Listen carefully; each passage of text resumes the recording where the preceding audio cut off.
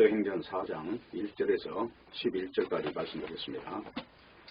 사도들이 백성에게 말할 때에 제사장들과 성전 맡은 자와 사두개인들이 이르러 백성을 가르침과 예수를 들어 죽은 자 가운데서 부활하는 도 전함을 싫어하여 저희를 잡음에 날이 이미 저문 고로 이튿날까지 가두었으나 말씀을 들은 사람 중에 믿는 자가 많으니 남자의 수가 약 5천이나 되었더라.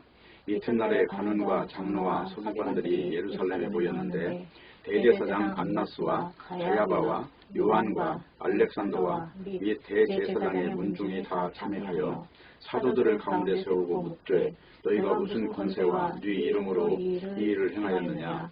이에 베드로가 성령에 충만하여 가로되 백성의 관원과 장로들아, 만일 병인에게 행한 착한 일에 대하여 이 사람이 어떻게 구원을 얻었느냐고 오늘 우리에게 질문하면 너희와 모든 이스라엘 백성들은 알라. 너희가 십자가에 못 박고 하나님이 죽은 자 가운데서 살리신 나사렛 예수 그리스도의 이름으로 이 사람이 건강하게 되어 너희 앞에 섰느니라.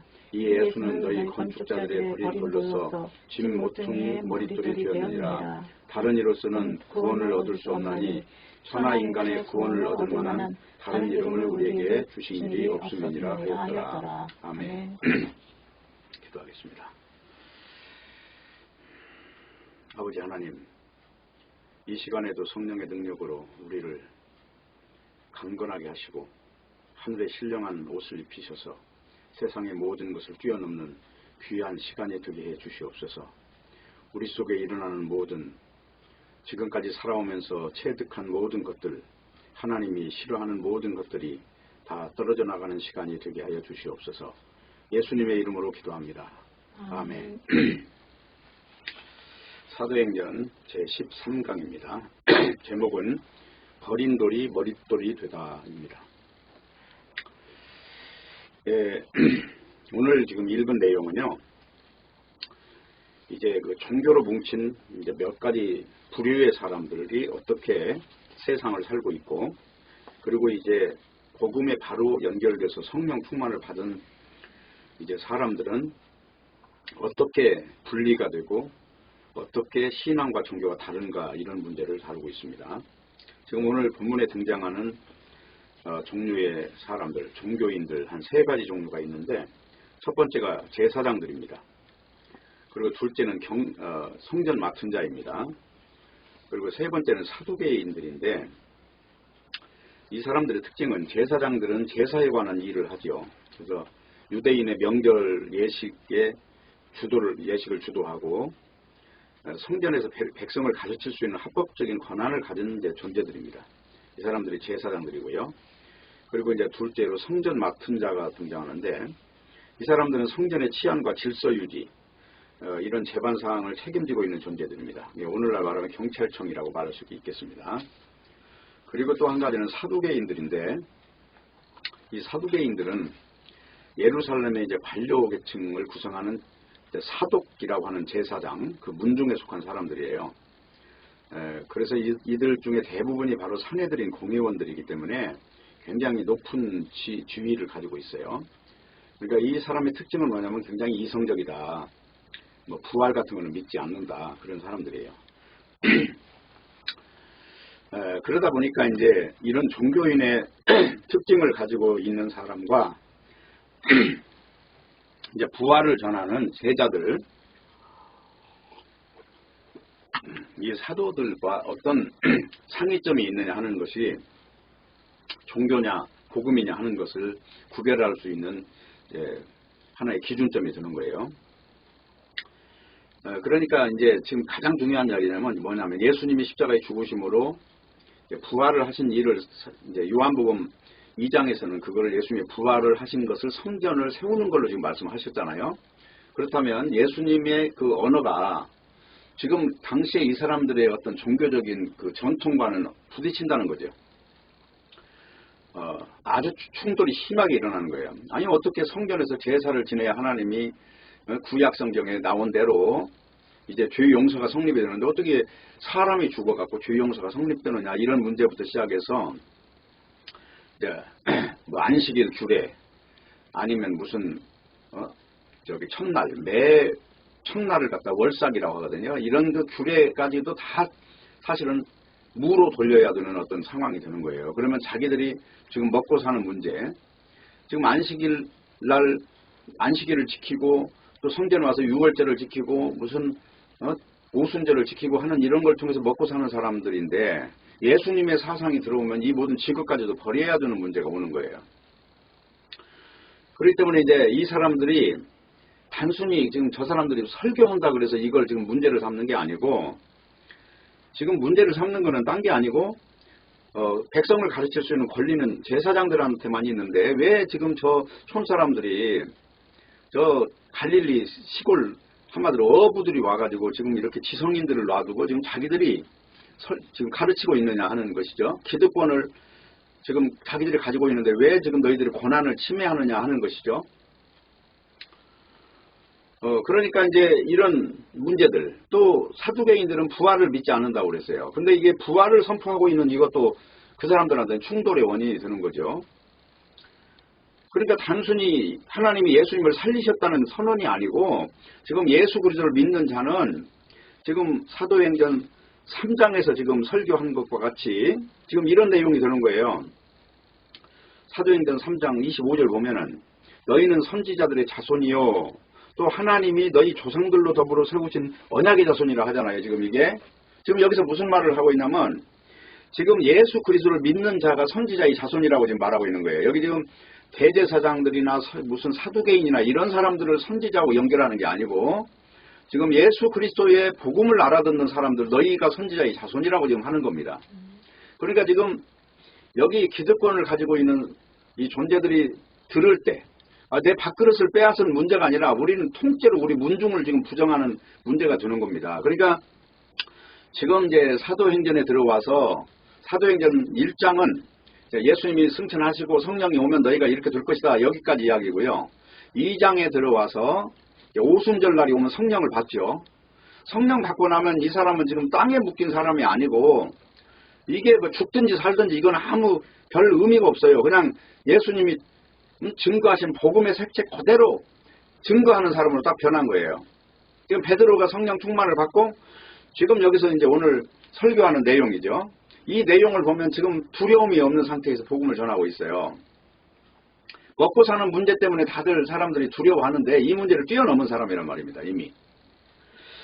그렇기 때문에 지금 여기 4장에 와서 설교가 어떻게 보면 이게 단락이 하나 넘어가는 것 같이 보이지만은요, 같이 지금 연결이 되어 있는 거예요. 3장부터 쭉 이렇게. 사건이 제2막이 아니에요. 지금 그냥 하나의 사건으로 쭉 이렇게 영화가 계속 돌아가고 있는 모습이란 말입니다. 그렇기 때문에 지금 베드로는 단순히 예수님이 부활하셨다는 걸 말하는 게 아니고 선지자의 자손이 누구냐 이 문제를 지금 건드리고 있는 거예요. 그러니까 그 하나님이 새하늘과 새 땅을 창조하신다고 하는 그 내용까지 지금 여기서 다 다루고 있어요. 이 앞부분에 3장에 가면은. 그렇기 때문에 베드로의 성전 사상과 지금 여기 있는 제사장들과 성전 맡은 자와 그리고 여기 사두개인들의 사고방식과는 전혀 다른 어떤 전혀 색다른 존재가 지금 선포하는 내용인 것입니다. 그렇기 때문에 이 문제는 반드시 충돌이 일어날 수밖에 없는 거죠. 여기서 충돌이 안 된다는 건 말이 안 되죠. 복음을 전하는데 어떻게 충돌이 안 되느냐 하는 거예요. 그러니까 지금 여기서 지금 사도행전의 저자가 말하고자 하는 내용은 뭐냐면 영으로 사는 사람하고 육으로 사는 사람이 어떻게 다르고 생각이 뭐가 다르고 보는 관점이 뭐가 다른가 이 문제를 지금 다룬다고 하는 것입니다. 그렇기 때문에 지금 특별히 이제 중요한 거는 십자가에 너희들이 죽여버린 그 예수가 사실은 약속된 메시아다. 창세기에 나오는 여자의 후손이 바로 그분이다. 이사야서에 나오는 바로 그 메시아. 그분이 바로 예수 그리스도와 이거를 지금 말을 하니까 그들이 극도의 분노에 도달한 거예요. 그래서 날이 저물었기 때문에 베드로와 요한을 당장은 처치하지 못하니까 옥에 잡아 가두는 지금 일이 지금 벌어진 내용이 오늘 읽은 내용이란 말입니다. 근데 이제 중요한 건 여기 4절에 보면 말씀을 들은 사람 중에 믿는 자가 많으니 남자의 수가 5천이나 되었더라 이렇게 나오죠. 자, 이 말이 뭐냐면은 종교 지도자들, 그러니까 세상에 속한 자들이 아무리 복음을 핍박을 해도 하나님은 이 복음의 정당성을 입증해 주신다는 거죠.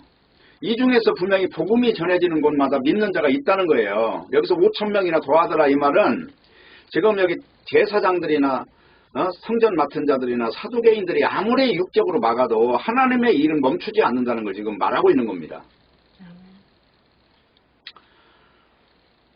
그렇기 때문에 베드로와 요한이 투옥되는 것은 위기이지만 그거는 위기가 아니라 증거의 기회가 됐다고 하는 것을 지금 말하고 있는 거예요. 그래서 이튿날 날이 밝고 유대인의 지도자들이 모였는데 그때 이제 신문을 하는 거예요. 근데 문제는 보면요. 5절에서 7절을 한번 읽어볼게요.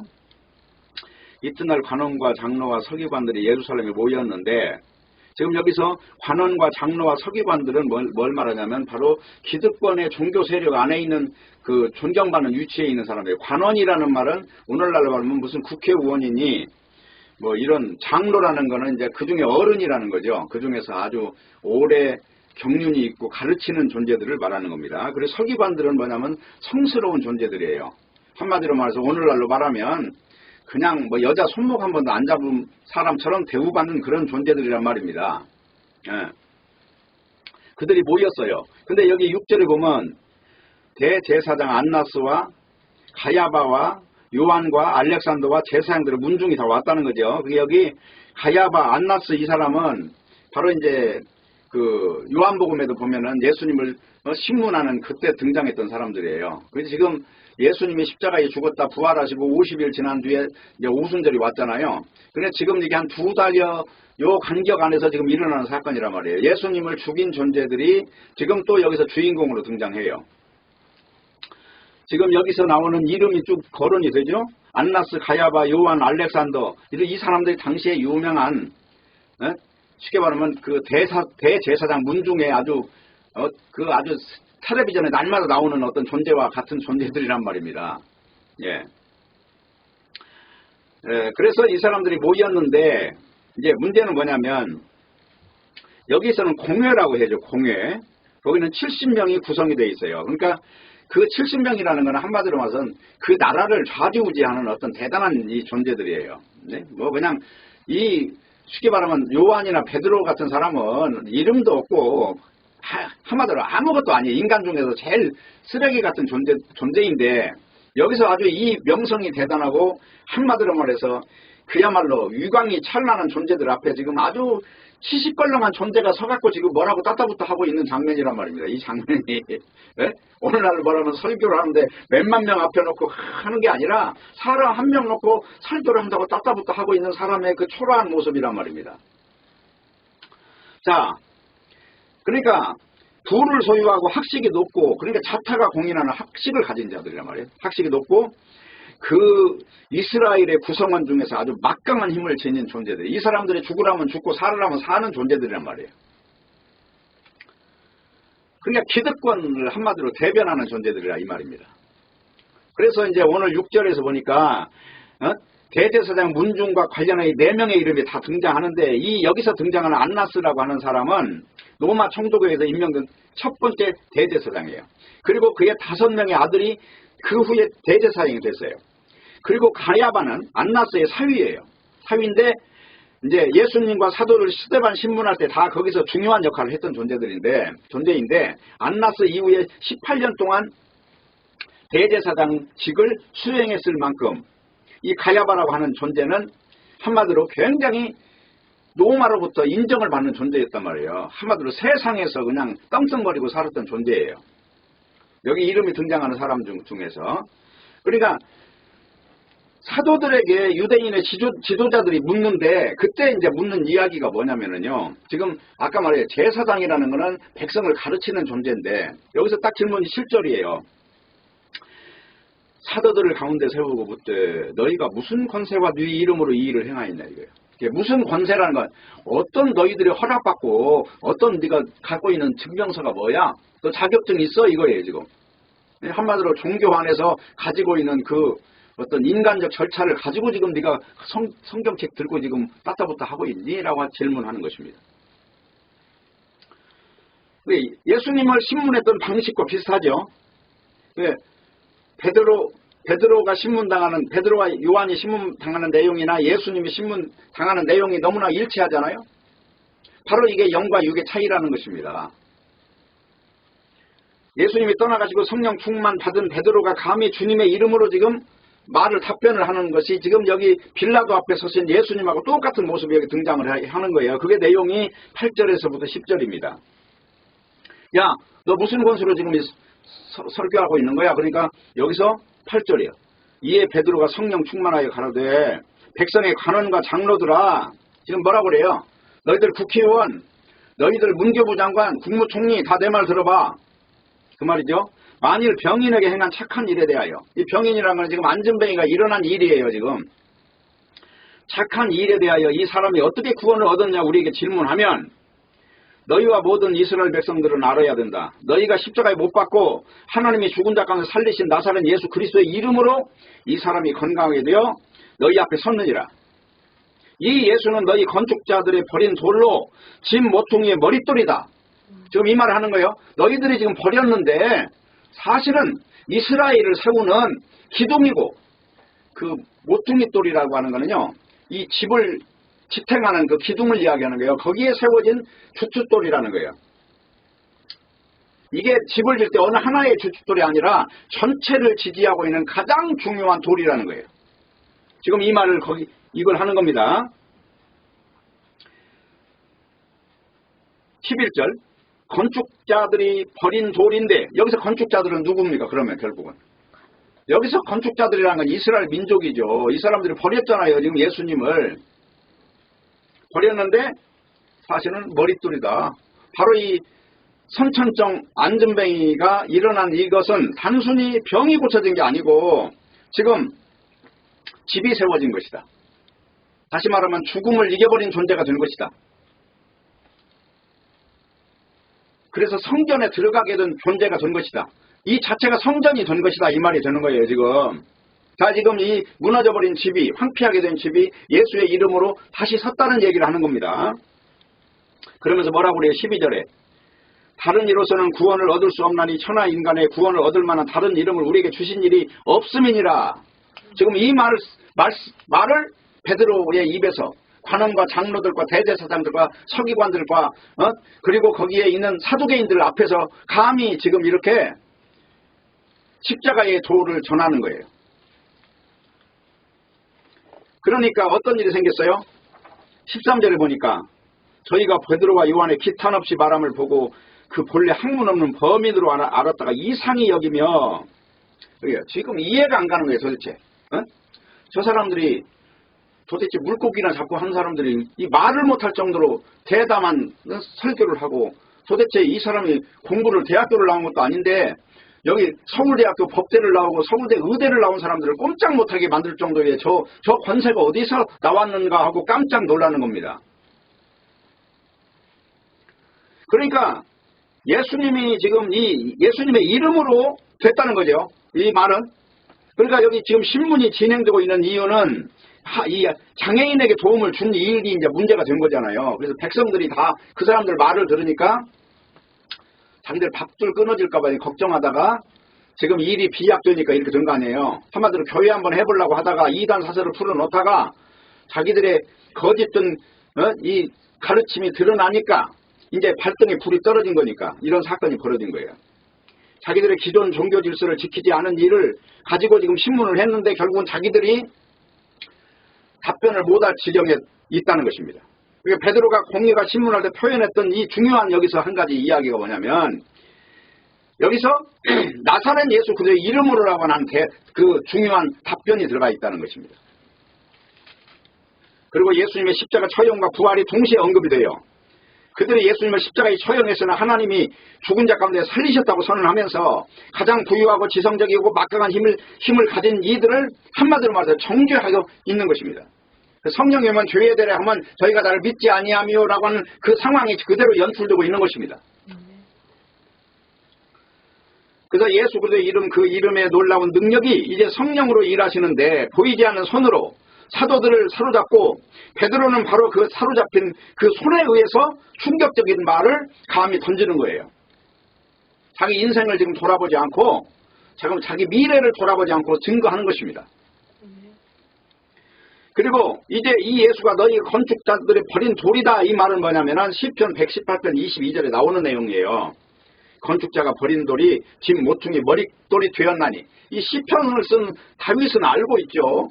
예수님이 이 땅에 오면 인간들한테 버림받는다는 거 알고 있죠. 다윗과 같은 삶을 산다는 걸 알고 있으니까 이렇게 예언을 했던 거예요. 그래서 베드로는 나사렛 예수 그리스도를 머릿돌로 지금 선언한 것입니다. 예수님의 누가복음 20장 17절에 보면은 이렇게 나와요. 이르시되 그러면 기록된 바 건축자들이 버린 돌이 모퉁이의 머릿돌이 되었느니라 함이 어쩌매냐.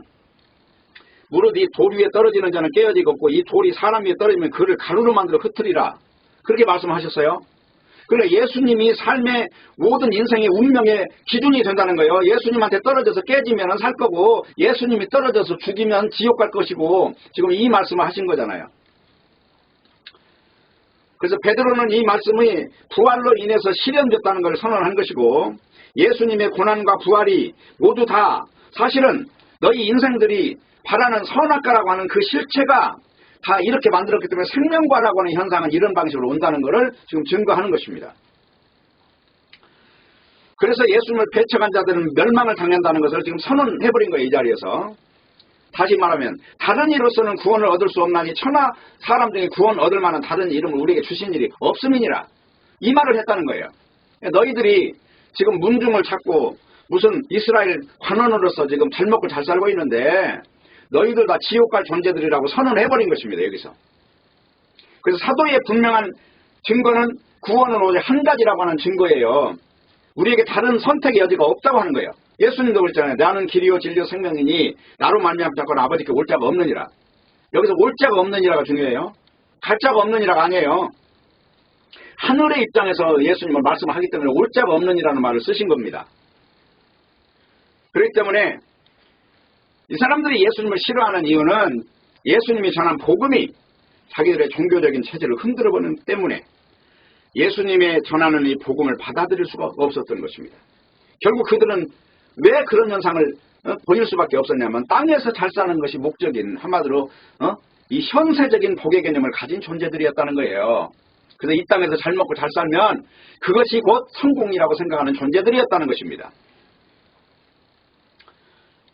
그런 이유로 예수님을 죽였는데 부활해서 하늘로 올라갔다면 자신들이 한 일이 크게 잘못된 것임이 드러났다는 것입니다.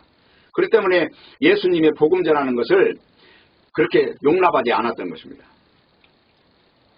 그래서 요한복음 9장에 보면 예수님이 살아가셨을 때도 예수님을 그리스도로 시인하면 유대교에서 출교를 해버리는 엄벌을 가했던 것입니다. 예수님 당시에도. 그러다 보니 그 당시 종교를 들고 권력을 누리는 제사장, 성전 맡은 자, 사두개인들, 그리고 관원들, 서기관들 그런 사람들은 전부 다 성전에서 모든 예배를 집행할 때 그 특권이 오는데 그것을 이미 다 완성해버린 것으로 믿고 땅에서 제사 지내는 것도 의미가 없다고 설교를 한다면 이게 얼마나 어처구니 없는 일이 되겠냐고요. 자기 먹고 사는 일이 아주 지대한 문제가 온 거죠. 그래서 성전에서 모든 쉽게 말하면 제사를 집행하고 주관하는 일을 하는 사람들이 있기 때문에 문제를 삼는 거예요. 오늘날도 지금 이 구약 성경의 의식구조를 가진 사람하고 이 새 언약을 가진 사람하고는 충돌하는 이유가 그것입니다. 안식교 같은 데는 바로 그 구약과 비슷한 것들을 지금도 들고 있는데 그들도 세력이 어마어마하게 강해요. 현재. 이렇게 뭐 지금 복음을 가진 자들에 비하면 정말 월등히 많습니다. 그래서 그들의 입장에서 볼 때 군중들을 모아놓고 집회하는 것은 자기들 소관인데 이 무슨 배우지 못한 자들이 나와서 지금 그러고 있으니까 이것을 근본적으로 한번 이거를 제도를 바로잡아보자 해서 지금 이런 집회를 시도했던 거예요. 그러니까 그 이유 때문에 사실은 알고 보면 자기들이 가짜인 게 드러난 거고 진짜는 어떻게 산다는 것이 이제 증명이 됐죠. 자, 이거는 이제 합법적 권한을 부여하지 않은 촌사람이 왜 지금 설교하고 있냐 이 말이잖아요. 지금 네? 목사 안수도 안 받은 사람이 뭐 설교하고 있냐. 오늘날로 말하면 그런 말 아니에요. 근데 복음을 제대로 알고 있으면 목사가 된지 안 되냐는 의미가 없어요. 복음다운 복음이냐 이게 의미가 있는 거예요. 그래서 이 사람들은 단지 육체로 사는 사람들이었다 하는 것입니다. 영을 모르는 사람들이었다. 그래서 장차 오실 메시아를 기대하는 것은 그 사람들 세계에는 없어요. 그냥 이건 하나의 이론일 뿐이에요. 근데 예수님이 와가지고 내가 메시아라고 하니까 그게 이론이 전부인 사람들에게는 그게 부딪힐 수밖에 없다고 하는 겁니다. 그래서 당시 유대인을 지배하던 그 로마하고 관계가 중요했던 거예요. 그 사람들은. 왜냐면 로마에 빌붙어서 잘 먹고 잘 살아야 되는데 로마에 위험받으면 안 되잖아요. 백성이 폭동이 일어나도 안 되는 거고. 그래서 붙잡아 가둔 거예요. 그래서 가둔 이유가 뭐냐면 너희 이거 가르치지 말라는 거예요. 이제 앞으로 이거 가르치지 마. 결론은 이제 뒤에 보면은 이렇게 나옵니다. 여기 사도행전 4장 18절 보세요. 17절부터. 이것이 민간에게 더 퍼지지 못하게. 그러니까 뭐가 더 퍼지지 못하게. 십자가와 부활 소식이 더 퍼지지 못하게 지금 못하게 저희를 위협하여 너 한 번만 이제 더 전하면 너는 이제 죽여. 이렇게 위협했다는 거죠. 위협하여 이후에는 이 이름으로 아무 사람에게도 말하지 말게 하자 하고 그들을 불러 경계하여 도무지 예수의 이름으로 말하지도 말고 가르치지도 말라 하니 이제 그랬어요. 그랬더니 베드로가 뭐라고 그래요? 베드로와 요한이 대답하여 가로되 하나님 앞에서 너희 말 듣는 것이 하나님 말씀 듣는 것보다 옳은가 판단하라.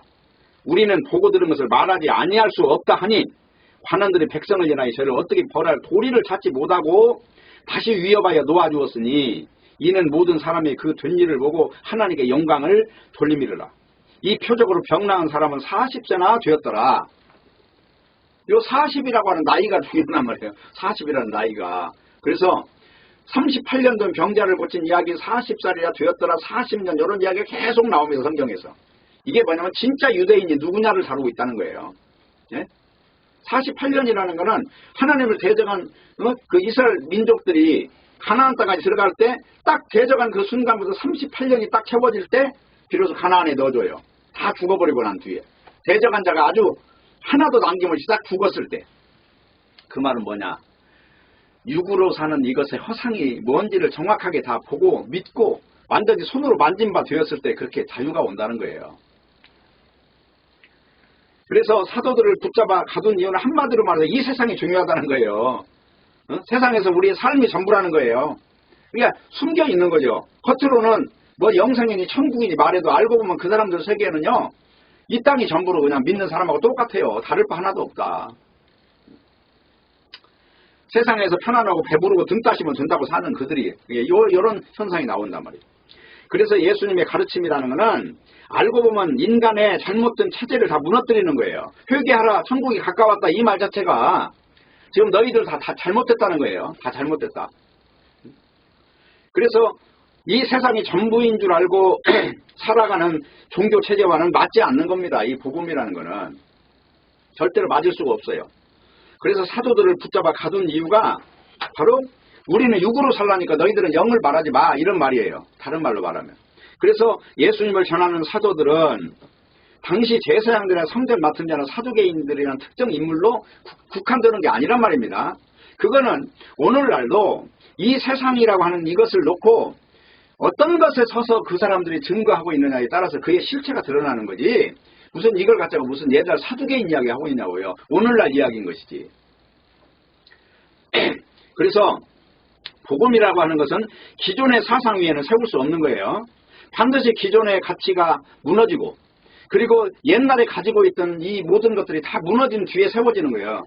그래서 고린도후서 5장 17절에 보면 그러잖아요. 누구든지 그리스도 안에 있으면 새로운 피조물이라 이전 것은 지나갔으니 보라 새 것이 되었도다. 그러면 이 말을 하는 사도 바울은 지금 왜 그런 말을 하죠? 옛날에 사도 바울이 가지고 있는 사상이 지금 이 사람들과 똑같았어요. 근데 담에색에서 예수님을 만나고 난 뒤에 달라졌어요. 이걸 그래서 사도 바울이 지금 새로운 피조물이라고 말하는 거예요. 지금 일반적으로 지금 오늘날 사는 이 사람들 교회에 뭐 하나 세워가지고 뭐 자식까지 뭐 그냥 대대손손 목사 해먹고 이런 자들에게 하는 말이 아니고 지금 바울 자신을 말하는 것이란 말입니다.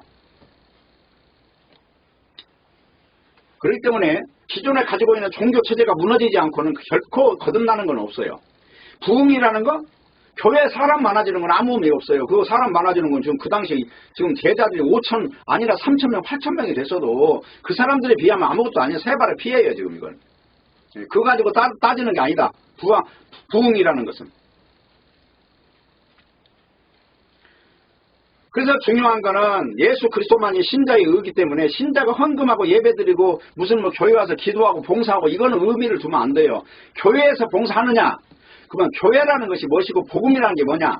쉽게 말하면 복음은 그리스도의 이름만 남는 거예요. 교회라는 거는 그리스도 이름이 아니고도 얼마든지 교회라고 하는 걸 구성할 수 있잖아요. 그렇기 때문에 교회가 복음이냐? 그건 아니다. 복음만 복음이다. 이 논리를 세워야 비로소 오늘날 교회가 복음이 안전해지는 교회는 교회가 아닌 걸로 드러나야 할 거 아닙니까? 교회가 아닌데도 예수의 이름으로 부르면 그 교회입니까? 예수의 이름도 내 이름이 없어진 자리가 예수의 이름인 거지. 내 이름에서 펄펄 살아가고 있는데 어떻게 예수의 이름이라고 말할 수 있어요? 그래서 복음이 전해질 때는 분명히 충돌이 일어난다는 거예요. 충돌 없는 복음은 없어요. 일어납니다. 그렇기 때문에 복음으로 그리스도를 알아가고 바른 신앙의 길을 걸어간다면 현세적인 안정적인 삶을 포기한다는 거예요. 제사장과 성전 맡은 자 사두개인들의 사고방식을 버린다는 거예요. 예? 지금 기존의 거다 지킬래 이거 버린다는 거예요. 그래서 복음을 전할 때는 필히 싸움이 발생된다는 것입니다. 성경은. 자, 마태복음 10장 35절에 42절을 보면은 이렇게 나와 있어요. 내가 온 것은 사람이 그 아비와 딸이 어미와 시어미가 며느리가 시어미와 불화하려 하매니 사람의 원수가 자기 집안 식구리라. 아비나 어미를 나보다서 사랑하는 자는 내게 합당치 아니하고 아들이나 딸을 나보다서 사랑하는 자도 내게 합당치 아니하고 또 자기 십자가를 지고 나를 쫓지 않는 자도 내게 합당치 아니하니라. 자기 목숨을 얻는 자는 잃을 것이요 나를 위하여 자기 목숨을 잃는 자는 얻으리라. 너희를 영접하는 자는 나를 영접하는 것이요 나를 영접하는 자는 나 보내신 이를 영접하는 것이니라. 선지자의 이름으로 선지자를 영접하는 자는 선지자의 상을 받을 것이요 의인의 이름으로 의인을 영접하는 자는 의인의 상을 받을 것이요 또 누구든지 제자의 이름으로 이 소자 중 하나에게 냉수 한 그릇이라도 주는 자는 내가 진실로 너에게 이르노니 그 사람이 결단코 상을 잃지 아니하리라 하시니라. 여기서 말하는 지금 두 가지 부류의 사람들이 있잖아요. 이 땅의 생명을 사랑하는 자가 있고 이 땅의 생명을 미워하는 자가 있다는 거예요. 그래서 아비와 어미와의 관계는 전부 이 땅의 생명과 연결되어 있기 때문에 영적인 것은 이 땅의 생명을 유지하는 걸 포기해야 된다는 것입니다. 그렇기 때문에 우리가 복음 앞에서 무엇을 중요하게 여기는 것이 있다면 그것이 바로 세상이에요. 복음 외에는 중요한 것이 없어야 돼요. 그래서 교회 유지 이런 건 중요하지 않아요. 교회가 뭐냐 하는 것부터가 중요해요. 교회가 아닌 교회를 유지하는 것 자체가 이거는 어불성설이에요. 오늘날도 무슨 예수 믿으면 복 받는다고 가르쳐가지고 온갖 거기서 무슨 예언을 해주고 집을 몇 채를 산 사람도 있어요. 내가 보기에는 예언해주고 안수기도 해주고 뭐 여기 몸을 갖다 여기 어디 가슴 쪽을 손톱으로 긁어가지고 아프게 해서 내가 알기로는 저 면목동 어디 가면 그 여자인데 그 사람 집을 몇 채 가지고 있다고요. 그런 사람들은 아예 복음하고 연결도 안 됐고 무슨 이상한 짓을 하고 있는 거죠. 그런데 그 이름은 뭐예요? 다 예수님 이름으로 기도하고 다 하잖아요. 그렇기 때문에 중요한 거는 복음을 전하는 것은 개인이나 교회의 앞날이 보장되는 것이 아니라는 거죠. 지금 내 이 생명에 대해서 미워하지 않는 한은 복음에 접근 안 된다고 하지 않았습니까? 지금 그 이치가 그렇다는 거예요. 영적 이치가. 그래서 복음을 전한다는 것은 뭐 우리가 아무 일 없도록 잘 지키는 이런 차원이 아니에요. 오늘 또 무사히 내일 또 무사히 이게 아니란 말입니다. 복음을 전하는 것은 오히려 위험하게 내 어떤 이 신분이 지금 노출되는 것입니다. 그래서 복음을 전하는 것은 우리가 복음을 전한다는 이유 때문에 갇히는 사도들의 얘기가 등장하지 않는 이런 다른 어떤 구도를 보는 게 아니다. 우리는 갇히는 존재가 된다는 것입니다. 그래서 사도들이 갇혔지만 가르침의 말씀으로 인해서 남자가 5,000명이나 많은 사람이 예수 믿었다는 것은 복음이라는 것은 어때 눈에 보이지 않게 뭔가 하나님의 역사함이 있다는 거죠. 그걸 지금 말하고 있는 거예요. 그래서 복음은 세상 기준에 의해서 좌우되지 않는다 이 이야기를 하는 것입니다. 그래서 복음을 전할 때 그냥 전하라고 한 적이 없어요. 복음을 전할 때는 반드시 고난을 받으라고 했어요. 그래서 디모데 후서 1장 8절 보면 이렇게 나와 있어요. 그러므로 네가 우리 주 증거와 또는 주를 위하여 갇힌 자 된 나를 부끄러워 말고 오직 하나님의 능력을 쫓아 복음과 함께 고난을 받으라. 하나님이 우리를 구원하사 거룩하신 부르심은 우리의 행위대로 하심이 아니요 오직 자기 뜻과 영원한 때 전부터 그리스도 예수 안에서 우리에게 주신 은혜대로 하심이라. 이제는 우리 구주 그리스도 예수의 나타나심으로 말미암아 나타났으니 저는 사망을 피하시고 복음으로서 생명과 썩지 아니할 것 드러내신지라. 내가 이 복음을 위하여 반포자와 사도와 교사로 세우심을 입었노라. 지금 이 말씀을 하는 이유가 뭐예요? 복음이라고 하는 건 세상으로부터 아주 미움받는다는 겁니다. 그래서 고난을 부득불 받아야 되는데 이걸 부끄러워하지 말라는 거예요. 왜냐하면 이건 수순이라는 겁니다. 영적 순서가 그렇게 프로그램이 그렇게 매뉴얼이 그렇다는 거예요. 매뉴얼이. 그래서 복음을 전하는 자는 복음으로 인해서 고난을 받고 어려움에 처하고 사람들에게 미움을 받고 그런 일이 당연히 일어난다는 것입니다. 그래서 요한복음 요 15장과 같이 이런 사태가 벌어진다는 게 복음을 전할 때는 한번 읽어볼까요? 요한복음 10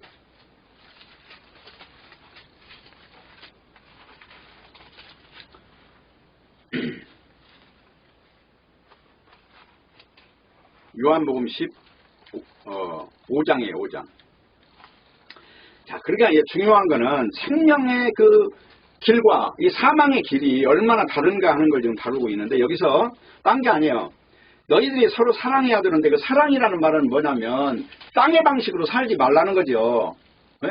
땅에서 육신에게 주어져 있는 어떤 걸 가지고 전부로 보지 말라는 거예요. 이거는. 지금 여기 15장 18절이에요. 세상이 너희를 미워하면 너희보다 먼저 나를 미워한 줄을 알라. 네, 너희를 미워한다는 건 예수님의 사상을 받은 자들을 말하잖아요. 지금 여기 요한이나 베드로 같은 사람을 지금 말하고 있죠. 자, 여기서 지금 여기 유대인들이 그 제자들을 지금 미워하고 있잖아요. 지금 요 상황이에요. 세상이 너희를 미워하면 여기 세상은 지금 여기 사두개인들과 제사장들과 바로 성전 맡은 자들과 관원들과 서기관들과 이 모든 자들을 포함한 것입니다. 19절 너희가 세상에 속하였으면 세상이 자기의 걸 사랑할 거이나 너희는 세상에 속한 자가 아니요 도리어 세상에서 나의 택함을 입은 자인 거로 세상이 너희를 미워하느니라. 그러니까 세상과 예수님이 딱 두 가지로 나오잖아요. 지금 이렇게 구도가 그렇다는 영적 구조가. 그래서 복음을 전하는 자는 복음으로 인해서 반드시 세상으로부터 미움받게 돼 있어요. 사랑을 받는 것 자체가 이건 잘못된 것이다. 이게 어떻게 세상에서 이 천국의 사상이 땅의 사상에 사랑을 받을 수가 있겠냐. 그래서 오늘날 뭐 세상에서 존경받는 목사들 그 사람들은 도덕적으로 사니까 존경받지만은요 세상은 도덕적인 걸 강조하지 않아요. 도덕이 아니라니까요. 사망이냐 죽음이냐 이 문제지. 그래서 복음 전하면 교회가 부흥되겠다든지 하나님은 나를 사랑하니까 나는 편안한 길로 인도한다든 이런 모든 게 다 잘못된 육적 사고방식이라는 것입니다. 그래서 평소에 복음을 말하면 그 사람이 복음으로 사는 줄 알지만 어느 순간에 바로 이 기득권이 침해당할 때 그 태도를 보면 그 사람 알 수 있어요. 그 편하게 버려버리는 사람인가 아닌가. 그래서 복음이 있는 곳에는 삶의 형통이 있다는 약속은 없습니다. 그래서 그리스도의 복음은 세상이 살아가는 이 모든 것들을 다 거부하기 때문에 복음을 전하는 사람은 현재의 삶과 충돌한다는 것입니다. 아무리 복음이 중요하고 천국도 중요하지만 지금 내 삶이 흔들린다면 이건 나는 용서 못해. 이런 사람들이 태반이에요. 온 세상에 가득하다. 어쩌면 내 자신이 지금 그런 사람인가 살펴봐야 된다는 것이에요. 그래서 정말 솔직하게 복음 앞에 서야 된다. 그런 이야기입니다. 그러니까 복음을 말하지만 내 교회가 아무 일 없이 잘 진행되어지고 있는 것으로 만족하고 있다면 그 사람도 지금 잘못된 거고 그냥 전도해서 세상 사람들 끌어다 놓고 성경 가르쳐서 그거를 믿음이라고 가르쳐도 안 되는 거고 거듭나지 않는 거는 믿음이 아니에요. 이 지금 베드로와 요한의 상태에 도달하지 않은 건 아니다. 여전히 자기 땅을 사랑하고 자기 가족을 사랑해서 이것들 못 버리는 존재들은 교회에 몇십 년 다녀도 다 있어요. 평생을 교회 다니는 사람들 지금 그대로 살고 있다니까요. 강원도 어디 가면 내 아는 사람 그래요. 그래서 진리만이 전부가 돼야 된다는 거. 이것이 바로 성경이 말하는 바예요. 그래서 하나님이 복음을 전달케 하셨다 하는 거는 그 전달되는 현장의 주변 상황까지 하나님이 주셨다는 거예요. 지금. 이거를 인정해야 돼요. 그렇기 때문에 진리가 전부가 되는 사람은 바로 이겁니다. 마태복음 9장 13절처럼 이제 이 사상이 들어오는 내가 의인을 부르러 온 것이 아니라 죄인을 부르러 왔느라.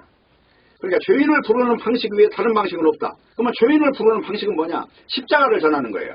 십자가를 전하면 죄라는 것이 뭔지가 드러나요. 십자가라고 하는 것 앞에서 이 죄가 행함이냐 아니면 믿음이냐 이걸로 딱 갈라지는 거예요. 바로 도덕이냐 십자가냐 이걸로 갈라지는 거라고요. 그래서 먼저 복음을 전하는 건 죄를 추적하는 일부터 합니다. 그래서 죄를 추적하면 어떻게 돼요? 딱 그 앞에 십자가와 부활을 갖다 딱 들이면 어떻게 되냐? 고린도전서 1장 19절처럼 돼요. 기록된 바 내가 지혜 있는 자들의 지혜를 멸하고 총명한 자들의 총명을 폐하리라. 바로 이렇게 돼버리는 거예요. 내가 내 지혜, 내 총명 이거 다 무너져 버리는 거예요. 십자가 딱 전하면. 내가 알고 있는 고정관념, 도덕론, 생활습관 이거 싹 없어지는 거예요. 아 이거 내가 잘못 살았네, 헛살았네, 지금까지 도덕이 전부인 줄 알고 잘 살아봅시다 그렇게 소리쳤는데 인간은 여자를 보고 음욕을 품는 것마다 다 가늠한 것이구나 이걸 깨닫게 되는 거란 말이에요. 십자가라고 하는 것 앞에서 다 죽어야 될 존재로 나오는 거예요. 도덕적인 존재가 오히려 예수님을 십자가에 못 박아 죽인 존재로 드러나는 것이라는 거예요. 그래서 십자가의 도가 앞에 들이닥치면 최우선적으로 중요시 하기는 게 뭐예요? 십자가 앞에서 내가 누가 십자가의 원수냐 이게 바로 탄로가 난다는 거예요. 문제는 죄가 뭐냐 하는 것입니다. 그래서 오늘 본문에서 하나님께서 사도들을 보내서 제대로 죄를 들추어내는 지금 기준을 던졌어요. 자, 너희가 예수님 죽였고 그분이 부활했고 그분의 이름으로 지금 이 사람이 구원받았어. 그 이름 하나로 구원받은 거야. 그러니까 너희가 그 이름을 지금 멸시하는 존재들인데 너희들이 다 지옥 갈 자야 이걸 좀 드러낸 거예요. 서기관들은 한마디로 날마다 손을 씻는 사람들이고 한마디로 성경을 필사하는 존재들인데 그들은 글 쓸 때마다 큰절을 하고 글을 쓰고 옷을 입을 때도 다 손 씻고 옷을 입는 존재들이란 말이에요. 그런 존재들이 지금 더러운 죄인으로 드러나는 현장이 바로 베드로와 요한의 설교 앞에서 이런 존재들이라 하는 것입니다. 그렇기 때문에 복음 앞에서 그래 나는 지금까지 다 헛살았어. 이 소리가 터져나오지 않은 자는 다 가짜가 되는 거예요. 그래서 죽음과 부활의 도 이것을 거역하는 현상이 일어나요. 예? 원래 이 육을 가진 존재들은 다 죽어야 되는 거예요. 이거는 하나도 살아남으면 안 돼요. 이게 제사예요. 그런데 나는 살아남아야 된다고 지금 믿은 존재들이죠. 저 로마와 빌붙어서 의인을 죽인 존재들이고. 그래서 평소 주위의 사람들의 존경과 흠모를 아무리 받아도 십자가 딱 증거할 때 이걸 갖다가 벌써 화를 낼 정도 되면 이건 아주 치명적인 죄인인 것입니다. 진짜 그래서 죄라고 하는 건 고이고이 숨겨 있다는 거예요. 누가 알 수 있냐? 아무도 모른다는 거예요. 그래서 오늘 본문의 사례는 바로 그 당시에 사도들뿐만 아니라 지금도 계속 되고 있는 것입니다. 그리고 복음을 전하는 현장마다 언제나 그 중간에는 바로 서기관과 바리새인들과 성전 맡은 자와 제사장들과 관원들과 이런 사람들 앞에 바로 십자가, 죽음의 십자가 바로 이것을 딱 꽂는 거예요. 그리고 그것에 반응하는 여부에 따라서 이게 하늘의 백성인가 땅의 백성인가 이것이 구분된다고 하는 것입니다. 모쪼록 우리는 진리 되신 예수 그리스도의 십자가 앞에서 이제 하루를 살아도 이제 바로 이 진리, 하나님이 주시는 이 제도, 바로 십자가라고 하는 그 놀라운 비밀 속에서 그가 찔리면 우리의 허물을 지나며 그가 상하면 우리 죄악을 지납니다. 그가 채찍에 맞으면 우리가 평화를 누리고 그가 징계를 받으므로 우리가 나음을 입었도다 하는 그 말씀과 같이 예수 그리스도의 대속 사건이 바로 우리의 삶에서 고백이 되고 그것이 우리의 능력이 되는 그런 하늘의 백성으로 살아가기를 진심으로 바라는 것입니다. 기도하겠습니다. 하나님 아버지 감사합니다. 오늘 또 말씀을 주셨사오니 이 말씀 안에서 능력과 힘을 누릴 수 있도록 역사하여 주시옵소서. 예수님의 이름으로 기도합니다. 아멘.